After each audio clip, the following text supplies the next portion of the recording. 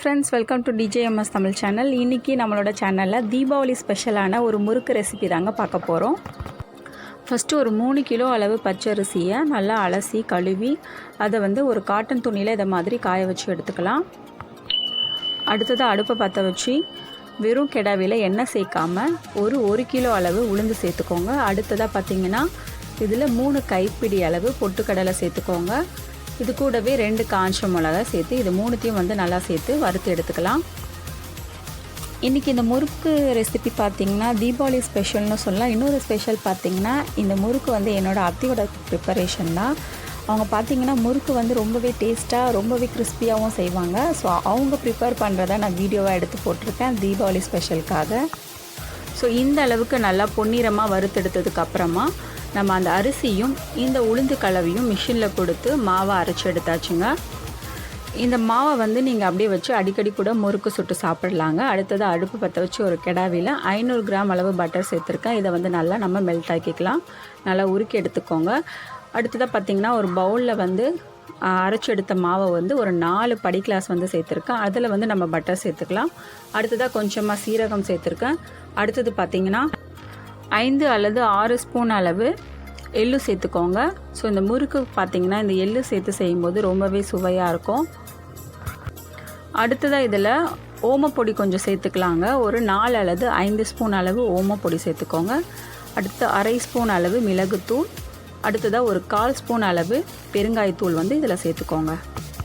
So பெருங்காயத்தூளையும் நம்ம சேர்த்த பிறகு இதில் தேவையான அளவு நம்ம உப்பு சேர்த்துக்கலாங்க. உப்பு சேர்த்ததுக்கு அப்புறமா ஸோ இதுக்கு தேவையான அளவு தண்ணி சேர்த்து நல்லா இதை மாதிரி மிக்ஸ் பண்ணி எடுத்துக்கோங்க. நல்லா கிளறி விட்டுக்கோங்க. ஸோ இதில் நம்ம கொஞ்சமாக தண்ணி சேர்த்து நல்லா மிக்ஸ் பண்ணி விடணுங்க. இந்த மாவு பார்த்திங்கன்னா ரொம்ப கெட்டியாகக்கூடாது. ஸோ இந்த பதத்தில் இருக்கணும். ஸோ அப்போ தான் நம்ம முறுக்கு பிழியறதுக்கு ரொம்பவே ஈஸியாக இருக்கும்.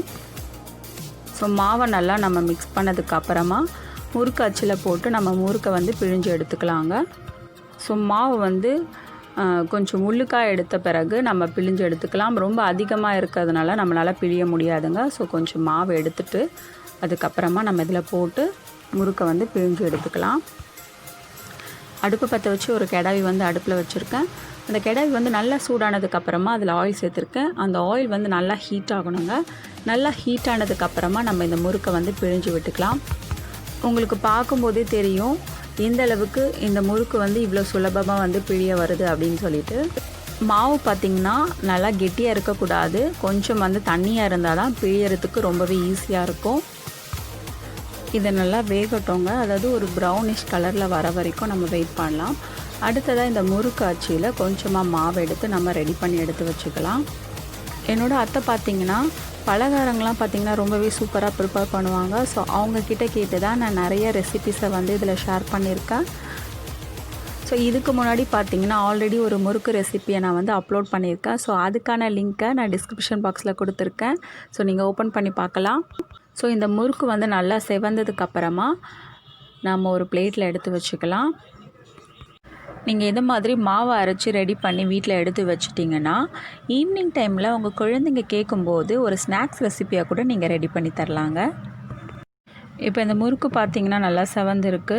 இந்த முறுக்கை நம்ம ஒரு ஃபில்டரில் எடுத்துக்கலாம். அடியில் ஒரு பாத்திரத்தை வச்சு, ஏன்னா ஆயில் ஏதாவது இருந்ததுன்னா அதுலேயே ஸ்டோர் ஆகிடும் அடியில் உள்ள பாத்திரத்தில். அவ்வளோதாங்க, நம்மளோட ரொம்பவே டேஸ்டியான கிறிஸ்பியான முறுக்கு நம்ம ரெடி பண்ணியாச்சு. இந்த தீபாவளிக்கு நான் சொன்ன மெத்தடில் முறுக்கு செஞ்சு பாருங்கள். செஞ்சு பார்த்து எப்படி இருந்துச்சு அப்படின்னு சொல்லிட்டு கமெண்ட்டில் சொல்லுங்கள். ஓகே ஃப்ரெண்ட்ஸ், இந்த வீடியோ பிடிச்சிருந்தால் லைக் பண்ணுங்கள், ஷேர் பண்ணுங்கள். டிஜேஎம்எஸ் தமிழ் சேனலை சப்ஸ்கிரைப் பண்ண மறந்துடாதீங்க. கூடவே அந்த பெல் சிம்லையும் கிளிக் பண்ணிவிடுங்க. அப்போ தான் நான் போகிற புது வீடியோ உங்களுக்கு நோட்டிஃபிகேஷனில் வரும். ஓகே ஃப்ரெண்ட்ஸ், தேங்க்ஸ் ஃபார் வாட்சிங் திஸ் வீடியோ.